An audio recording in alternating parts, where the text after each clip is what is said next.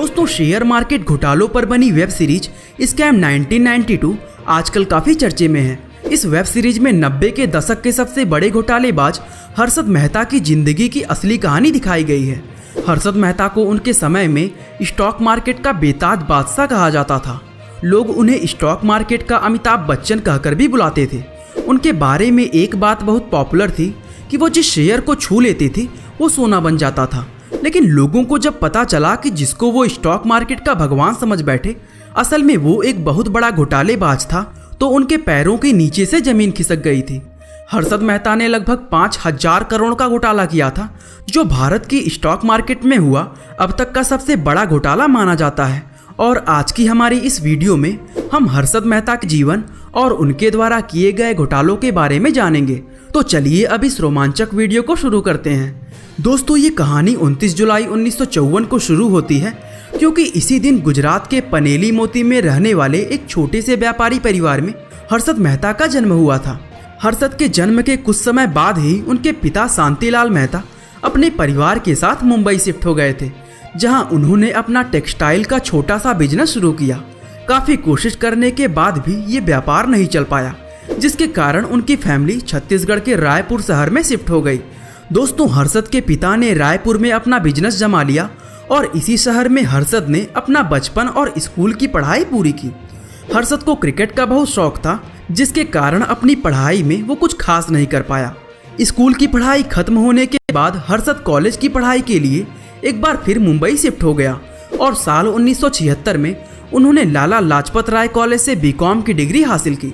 College की पढ़ाई के साथ साथ ही हर्षद ने छोटी मोटी नौकरियां करना भी शुरू कर दिया था, जिसमें सीमेंट और हौजरी बेचने के साथ ही हीरे चुनने का काम भी शामिल था और 8 साल तक वह इसी प्रकार की नौकरियां करता रहा।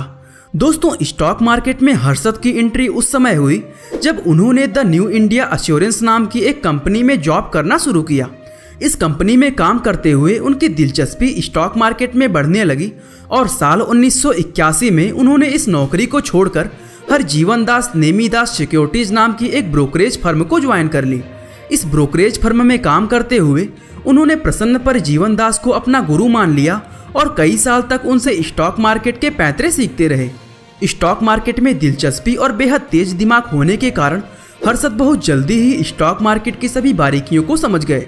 दोस्तों, साल 1984 में स्टॉक मार्केट की सभी बारीकियों को समझने के बाद हर्षद ने अपने भाई के साथ मिलकर grow more research and asset management नाम की एक कंपनी को शुरू की और साथ ही बॉम्बे स्टॉक एक्सचेंज यानी BSE में बतौर ब्रोकर मेंबरशिप ले ली। दोस्तों, यहीं से उनका स्टॉक मार्केट का बेताज बादशाह और भारत का सबसे बड़ा घोटालेबाज बनने का सफर शुरू हुआ। साल 1984 से 1990 तक मात्र 6 सालों में ही हर्षद की कंपनी स्टॉक मार्केट की सबसे बड़ी कंपनियों में शुमार की जाने लगी। अपनी इस जबरदस्त सफलता के लिए हर्षद उस समय हर अखबार और मैगजीन में छाए रहते थे। देश और दुनिया के बड़े बड़े लोग उनसे मिलने के लिए तरसते थे। उनके 1550 स्क्वायर फीट के सी फेसिंग पेंट हाउस और बेहद महंगी लग्जरी गाड़ियों ने उन्हें एक बड़ा सेलिब्रिटी बना दिया था। हर्षद जिस भी शेयर को छू लेते थे उसकी कीमत आसमान पर पहुंच जाती थी। उदाहरण के लिए अगर देखें तो हर्षद ने ACC कंपनी के शेयर की वैल्यू मात्र कुछ ही दिनों में 200 रुपए से सीधा 9,000 रुपए तक पहुंचा दी थी।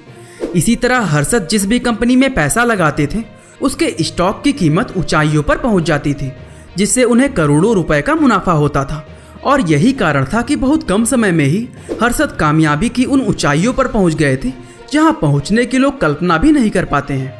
जहां एक तरफ लोग हर्षद की इस कामयाबी और स्टॉक मार्केट में उनके अद्भुत ज्ञान को देखकर हैरान थे, तो वहीं लोगों के मन में ये सवाल भी था कि आखिर कोई व्यक्ति हर बार इतना सही कैसे हो सकता है। और लोगों के इसी सवाल ने हर्षद को आसमान से सीधा जमीन पर लाकर पटक दिया, क्योंकि साल 1992 में दुनिया के सामने हर्षद के घोटालों का पर्दाफाश हो गया और उन्हें गिरफ्तार कर लिया गया। 23 अप्रैल 1992 के दिन टाइम्स ऑफ इंडिया की पत्रकार सुचेता दलाल ने अपने कॉलम में हर्षद के इन घोटालों का पर्दाफाश किया था।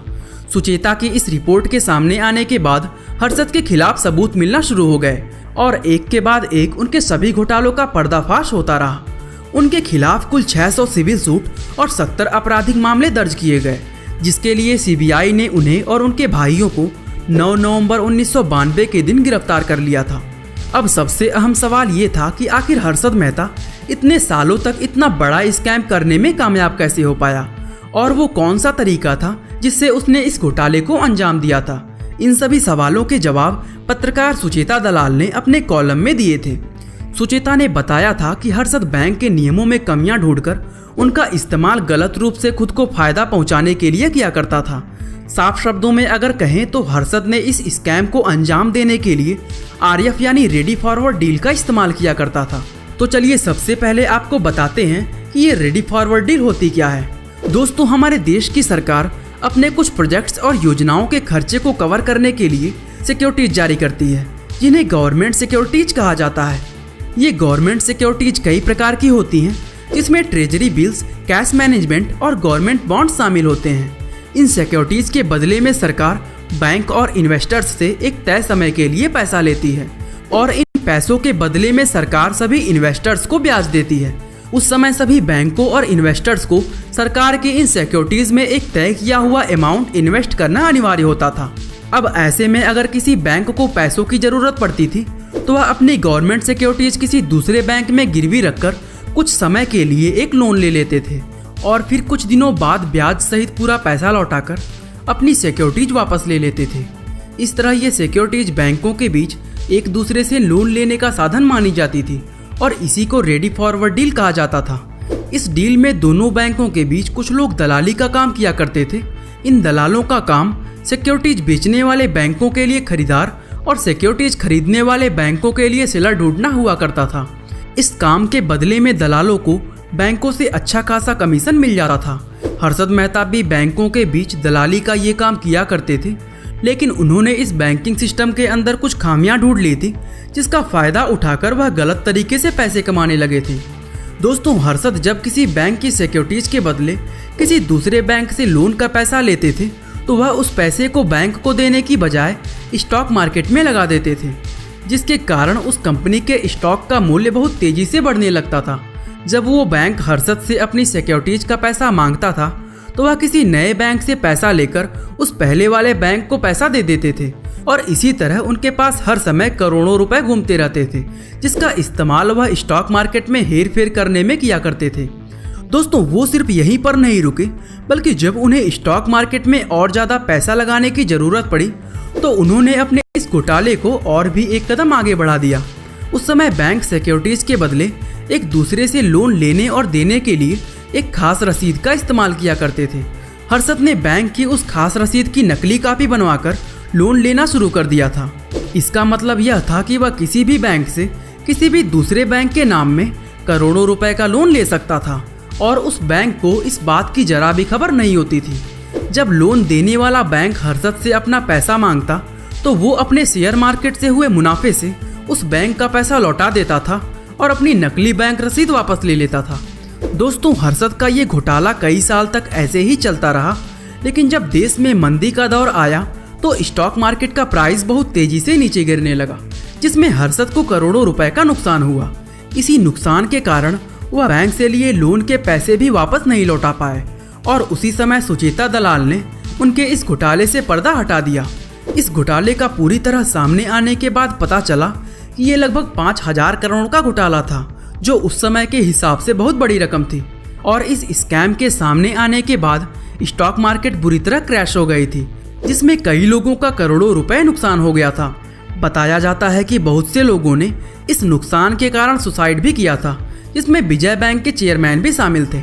हालांकि हर्षद को गिरफ्तार करने के बाद उन पर बहुत से अलग अलग मुकदमे चलाए गए, लेकिन उनकी मौत होने तक उन्हें सिर्फ एक ही केस में दोषी पाया गया, जिसके लिए उन्हें 5 साल की सजा सुनाई गई थी।